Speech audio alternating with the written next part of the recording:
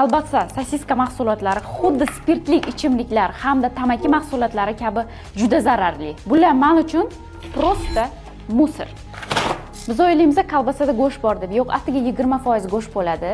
Qolgani soya, har xil nitratlar, tuzlar, qayta ishlangan, ya'ni trans yog'lari, shakarlar, aromatizatorlar hamda xushbo'ylantiruvchi, ya'ni go'shtni ta'mini beruvchi narsalar bo'ladi. Ya'ni mahsulotlar.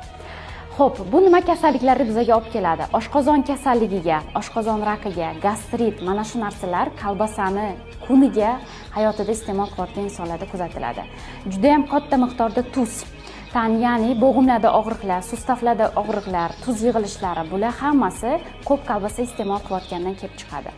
Trans yog'lari, ojireniyalar, semirishlar, mana shu narsalar ham kolbasa mahsulotlaridan. Men kolbasa va sosiska o'rniga iste'mol qilish mumkin bo'lgan foydali mahsulotlar ro'yxatini tuzib chiqdim. Men sizga buni bepulga beraman. Buning uchun siz menga obuna bo'ling hamda izohlarda kolbasa so'zini yozib qolding.